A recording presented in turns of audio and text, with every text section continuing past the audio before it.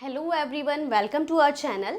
जैसा कि अकाउंटेंसी की हमारी फर्स्ट क्लास है, तो इसमें हम सबसे पहले चैप्टर 1 डिस्कस करेंगे, जिसका नाम है introduction to accounting. Introduction to accounting, सबसे पहले जान लेते हैं अकाउंटिंग क्या होती है। अकाउंटिंग में क्या होती है? अकाउंटिंग एक सिस्टमैटिक रिकॉर्ड होता है किसी भी बिजनेस के लिए या किसी ऑर्गेनाइजेशन के लिए।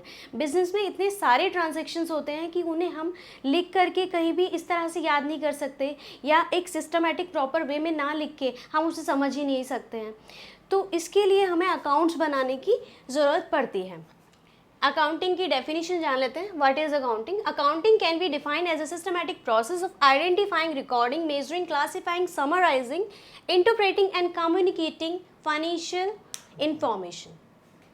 अकाउंटिंग क्या होती है? एक सिस्टमैटिक प्रोसेस, जैसा कि मैंने आपको अभी बताया कि एक सिस्टमैटिक प्रोसेस है जिसमें हम रिकॉर्ड करते हैं फाइनेंशियल डेटा को। सबसे पहले हमें आइडेंटिफाई करना होता है। आइडेंटिफाई क्या करना है? आइडेंटिफाई करना है हमें कि कौन से टर्म्स जो हैं हमारे मॉनेटरी टर्म्स में, यानी कि कौन से ट्रांजैक्शन है जिसमें हम मनी को काउंट कर रहे हैं। वो आइडेंटिफाई करने के बाद हम उसको रिकॉर्ड करते हैं। जब हमें पता लग जाएगा कि जैसे कि हमने कोई मशीन परचेज़ की है, ये एक मॉनेटरी ट्रांजैक्शन है कि हमने 30,000 की एक मशीन परचेज़ की है, उसको हमें रिकॉर्ड करना है। तो नेक्स्ट स्टेप हो गया रिकॉर्डिंग। मेजरिंग, उसके बाद होता है मेजरिंग। जैसे कि हमने मशीन की बात की, तो मशीनरी को हम कौन से अकाउंट में डालेंगे, कहाँ इसकी एंट्री होगी, जर्नल एंट्री कैसे होगी, इसका लेज़र कैसे बनेगा, वो सब डिटेल। मेजरिंग, क्लासिफाइंग, क्लासिफाइंग माने वर्गीकरण करना, समराइजिंग, इंटरप्रेटिंग, समराइज़ करते हैं और फिर उसके रिजल्ट्स जो हैं उसको इंटरप्रेट करते हैं। रिजल्ट्स माने जब भी हम कोई भी फाइनेंशियल डेटा को लगाते हैं, जैसे कि कोई भी कंपनी है उसका बैलेंस शीट बनाते हैं, तो हम लास्ट में जो प्रॉफिट और लॉस है उसको इंटरप्रेट करते हैं। जब हमें प्रॉफिट और लॉस पता लगता है, उसके बाद कम्युनिकेट करते हैं हम फाइनेंशियल इन्फॉर्मेशन। अब ये जो फाइनेंशियल इन्फॉर्मेशन है, इसका मतलब क्या हुआ? इसका मतलब ये हुआ कि जो हमारी फाइनेंशियल पोजीशन है कंपनी की, उसको हमें किस किस से कम्युनिकेट करना है। ऑब्वियसली कुछ एक्सटर्नल यूजर्स होते हैं, कुछ इंटरनल यूज़र होते हैं। कि मैं आपको अभी बता दूंगी किसके साथ हम फाइनेंशियल डाटा को, अपनी इन्फॉर्मेशन को डिस्कस करते हैं। नेक्स्ट टर्म है हमारे सब्जेक्ट का, नाम है अकाउंटेंसी। आपको ये भी बहुत अच्छे से क्लियर होना चाहिए अकाउंटेंसी की डेफिनेशन क्या होती है, क्या होता है। अगर आपसे कोई पूछे अकाउंटेंसी क्या होता है, तो आप उसको क्या बताएंगे? Accountancy is a process of managing the income and expenses of the business. Accountancy एक ऐसा प्रोसेस है जिसमें हम मैनेज करते हैं इनकम, एक बिजनेस की इनकम, और एक्सपेंसेस। एक्सपेंसेस माने जितने भी खर्चे होते हैं एक बिजनेस के, वो सारे हम मैनेज करते हैं, उसे ही अकाउंटेंसी कहा जाता है। और आगे चलने से पहले आप सभी से मेरी ये रिक्वेस्ट है कि वीडियो को जो भी देख रहे हैं, और प्लीज़ इसे लाइक करें और मुझे सपोर्ट करें। नेक्स्ट टॉपिक है हमारा accounting is an art as well as a science. Accounting एक आर्ट भी है और एक साइंस भी है। कैसे है मैं बताती हूँ आपको। Art is a technique which help us to achieve a desired objective.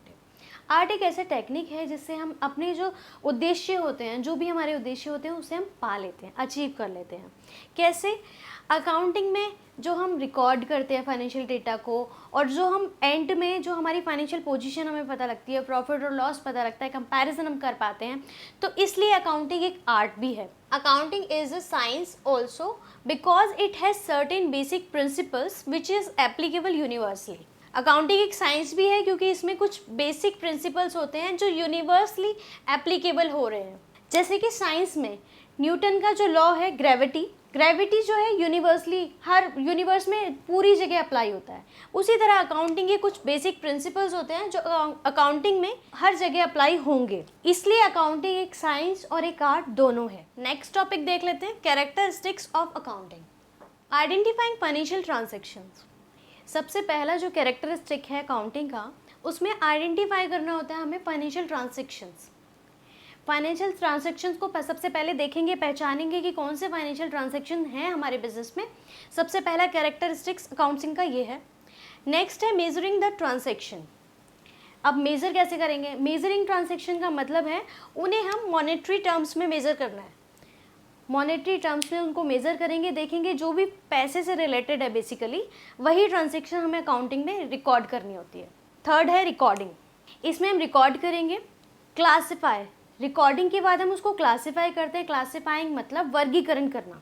Then summarising, फिर उसको समराइज़ करेंगे, एक समरी में उसको लिखा जाएगा ताकि वो अच्छे से रिकॉर्ड हो, और जब भी हम उसे देखें तो हमें समझ में आना चाहिए कि हमने क्या रिकॉर्ड किया था, क्या ट्रांजैक्शन हमारे बिजनेस में उस टाइम पे हुई थी। 6 पॉइंट है analysing and interpreting financial data.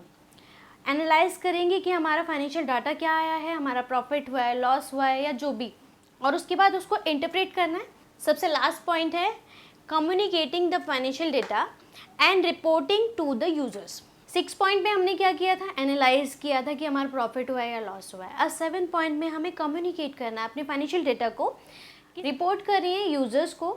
Users जो भी हमारे शेयर होल्डर हैं, इन्वेस्टर हैं, ओनर हैं, उनको सबको हमें रिपोर्ट करना होता है, बताना होता है अपनी फाइनेंशियल सिचुएशन को। अब इनको याद कैसे करेंगे, ये तो 7 पॉइंट हैं, इनको कैसे हम सिस्टमेटिकली याद करेंगे और 1 बाय 1 इनको एक सीक्वेंस में याद करना है। इनको याद करने का मैं बहुत ही अच्छा तरीका आपको बता देती हूँ, जिससे आपको ये अभी ही याद हो जाएगा, आपको बाद में इसे पढ़ने की ज़रूरत नहीं है। ये 7 कैरेक्टरिस्टिक्स हैं और इन्हें सीक्वेंस में कैसे याद रखना है, आपको कैसे इजीली ये याद हो जाएगा, मैं इसको आपको अभी ही याद करा देती हूँ। I am Rajinikanth cat slim and clever. ये लाइन जिसको भी याद हो गई उसको ये सारे कैरेक्टरिस्टिक्स अभी याद हो जाएंगे।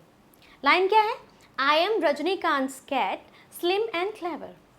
अब ये कैसे बना, यहाँ आइडेंटिफाई में से हमने आई लिया तो ये आई बन गया, और यहाँ पे मेजर का एम लेते हैं तो एम बन जाएगा, रिकॉर्डिंग का आर, रजनीकांत, क्लासिफाइंग में से कैट, इससे हमने बनाया कैट, समराइज का एस लेंगे जिससे बना स्लिम। कैट स्लिम होती है, ऑब्वियसली स्लिम होती है, कहीं कहीं मोटी भी होती है। 6 में है ए, इसका हमने ए लिया जिससे हमने एन बनाया है, और लास्ट है सी, कम्युनिकेटिंग का सी, जिससे हमने क्लेवर बनाया। अगर ये आपको ये सीक्वेंस अगर आपको याद हो गया, I am Rajinikanth cat slim and clever, तो आपको ये सारे कैरेक्टरिस्टिक्स याद हो जाएंगे। होपफुली आपको ये बहुत अच्छे से समझ में आ गया होगा, और अगर फिर भी किसी को कोई क्वेरी है तो वो मुझे कमेंट करके पूछ सकता है, या किसी को भी।